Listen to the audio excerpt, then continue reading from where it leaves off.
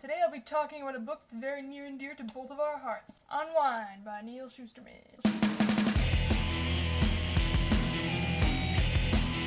I'm going to do my best to summarize this book, but basically anytime you summarize it, people's faces just go... It's like, no, it's not as horrible as it sounds, but it is as horrible as it sounds, but it's just read it! Unwind takes place an undetermined amount of years in the future when pro-life and pro-choice armies have fought and decided upon the fact that a child is a child as soon as they're conceived, but when a child reaches the age of 13, they can be legally unwound, in which all of their parts are still kept technically alive, but on different people. So, like, if you get hurt and your finger's cut off, you can get the finger of essentially a dead child. And it focuses around 3 protagonists who are all being unwound for different reasons and to different effects, and their stories as they try to escape and get away from this life that fate has handed to them. Actually, this book is mine. I got it from my grandma for Christmas. I can tell you, explaining this book to my grandma was really an experience. Thanks for understanding that I'm a freak, Grandma. This book is so good. It is just so good. I cannot put into words how great this book is, but I'm gonna try anyway, and we'll see how that goes. First of all, I really want to talk about the characters, because this is such a character-driven book. All of the characters are so well done. The first chapter, and some chapters after that, focus on Connor Lassiter. Connor is being unwound for your typical reasons. His parents are bored of his antics, he's getting into trouble, just being a generally bad kid. So, you know, he doesn't deserve to live on this earth anymore. That makes sense. And Connor's having none of that, and he escapes, and he makes quite a name for himself along the way. It is really fun to read Connor's character, because everyone in the outside world seems to think they have a better impression of him than Connor has of himself, but it's so not true. When you're reading inside of Connor's mind, you learn that there's much more to him than the labels the world prescribes to him. The world sees him as like this angry ball of teenage hormones, but you can tell that the anger's coming inside of him and he's trying to control it, but he can't, and that's huge part of his character, is him trying to control who he is and his emotions and trying to find his way in the world. And throughout the book he gains more and more responsibility, which is very important to him. He gradually grows and changes, and watching him grow is really fulfilling.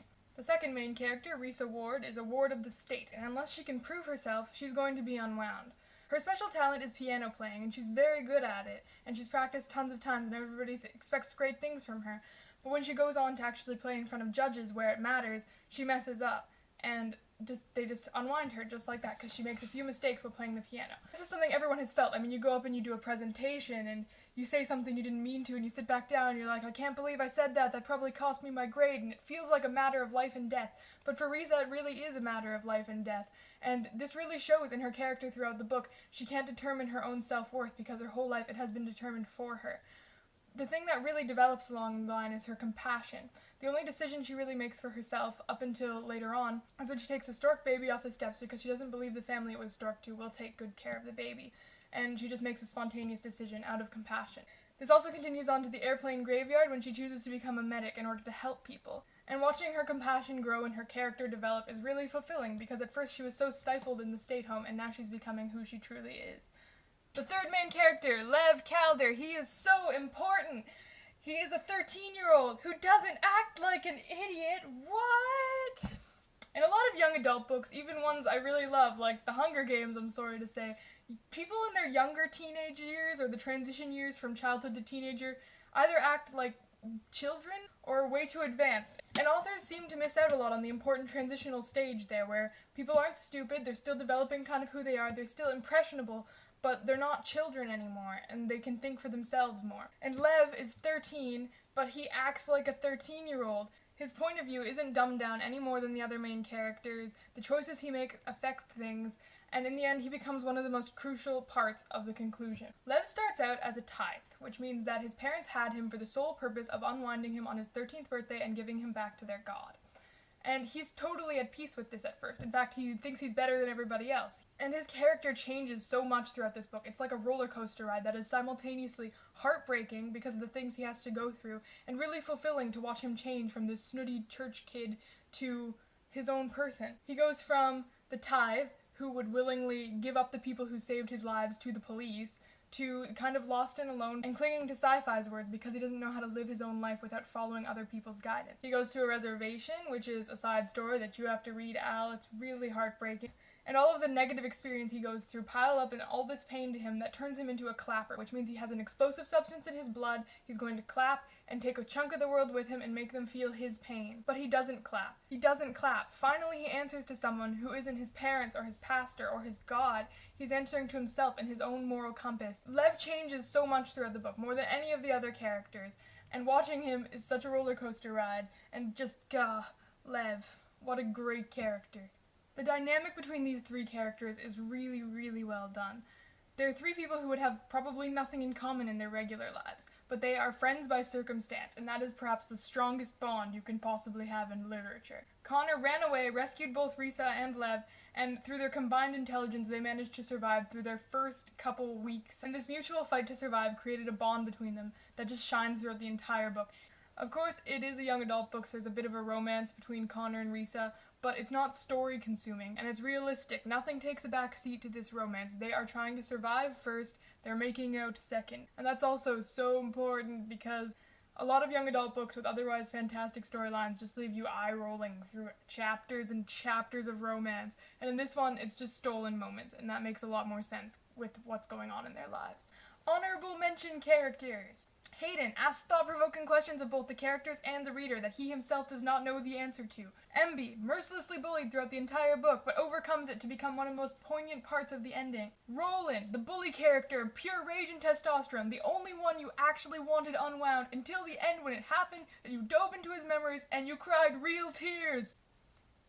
The Admiral made an irreversible choice that could not possibly be made any better, but created real beauty and made great change in the world anyway. Every character in this book, every little side character has a backstory and ties into the story perfectly, and I cannot be more thankful for these characters, Neal Shusterman.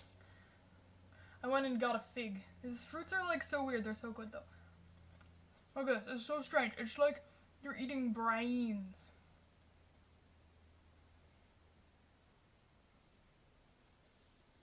The world of Unwind is so amazing. There are so many things to discover. It's a world that is built on the idea of the Unwind Accord, but is not shaped only by the Unwind Accord. Things evolve out of it, such as clappers or storking, that really add on to it. There are always new aspects of this world that are there to be discovered later on in the books, and it makes sense that you're discovering that at the point when you do. The only criticism that I ever have really heard about this book is that, oh, it's unrealistic. Parents would never unwind their children, and realistically, maybe not, but that's the point of a science fiction book, is that the author takes something in the world that they don't like and exaggerates it to the point where people go, whoa, whoa, what are you doing there? That couldn't happen. But maybe there are some things about it that I can see in the real world, and we should change that. And Neal Shusterman is amazing at this. He really drives it home. In every part, he has a quote from something that happened in real life, and it makes you go, whoa, whoa, maybe this could happen. Maybe this is happening right now. Here's a quote about human nature. Here's people who steal babies at birth. Here's a guy who tried to sell his soul on eBay. What is this crazy messed up world we live in? You cruel, unforgiving world. That's the outside. We don't go there. And all of this congregates to the point where you wonder if, with societal pressures and everything, your parents really would unwind you.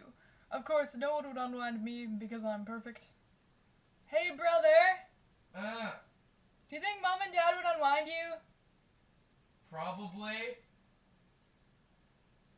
The plot of this book is perfectly paced, especially since it's a running away book, which is really hard to do, but everywhere the characters go seems really intentional, builds on the story and the morals and everything, and builds on the suspense until it just piles up to this giant pile of stress and get through this please at the end when they're in the harvest camp and you just want to curl up into a ball and cry. The morals and the messages of this book are masterfully touched on, to the point where they leave you not wondering about them, but thinking about them. They're wrapped up, but they make you think beyond the book and into your own world. There's morals about family and death and oblivion and what it is to be a child. There's a lot of stress put on the theme of self-worth. If the whole world is against you and thinks you can't possibly amount to anything, can you prove them wrong, or is it just destined to be that way? Overall, Unwind proves that there is beauty and importance in every person, even in such a messed up world, and it just leaves you with a warm feeling in your heart. So you should really, really just read it, please. Read it. If you liked Unwind, I can only recommend to you more Neal Shusterman. Try the Everlost series, also just fantastic, phenomenal series, and you'll love it. Al, I know you've already read it. Shh, this is for our public. And I'll see you next video, Al.